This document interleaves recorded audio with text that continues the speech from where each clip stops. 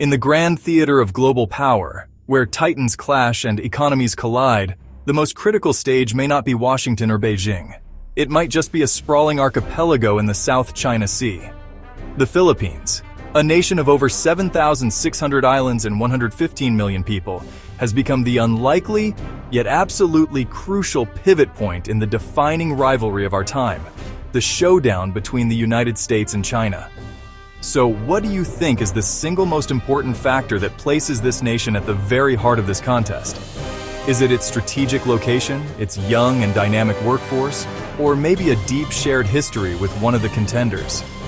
The truth is, it's a complex tapestry woven from all these threads and more.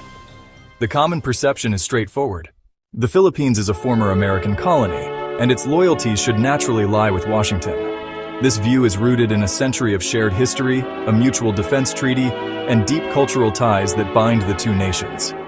Millions of Filipinos live and work in the United States, sending billions of dollars in remittances back home each year, forming a human bridge across the Pacific.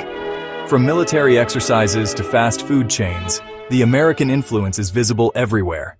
China's approach to the Philippines is a masterclass in economic statecraft built on a simple and powerful premise: prosperity.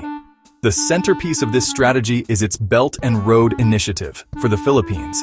This translates into promises of modern railways, new bridges connecting remote islands, upgraded ports, and advanced telecommunication networks. These are not just abstract promises. They are projects that Filipinos can see and touch. In less than a decade, China has become the Philippines' top trading partner, with total trade exceeding $40 billion annually. For the average Filipino, the abstract geopolitical rivalry between the United States and China, shows up in very real and personal ways. It's honestly a story of opportunities and anxieties that shape daily life and future prospects. Think about the young BPO professional in Manila whose career is directly tied to American investment, or the farmer in Mindanao whose livelihood depends on exporting bananas to China. By skillfully playing the two superpowers against each other, the Philippines can, hopefully, extract more favorable terms.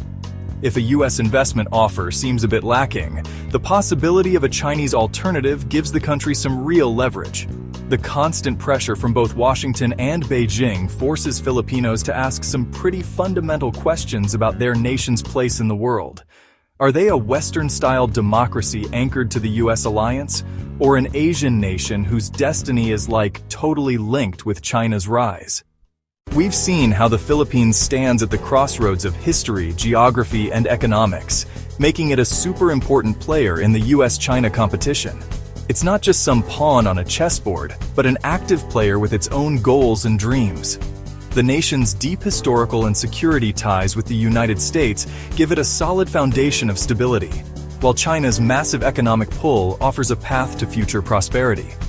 The story here isn't just about picking one or the other, it's about, navigating a complicated world where national interest has to be the main guide. The choices the Philippines makes go way beyond its own borders. As a founding member of ASEAN and a key player in the South China Sea, Manila's stance sends a strong message across Southeast Asia. The Philippines isn't just a stage for some great power drama. It's actually the author of its own story. By making the most of its unique position, strengthening its internal foundations, and sticking to a nimble, interest-driven foreign policy, the Philippines can do more than just survive the US-China rivalry. It can honestly thrive in it.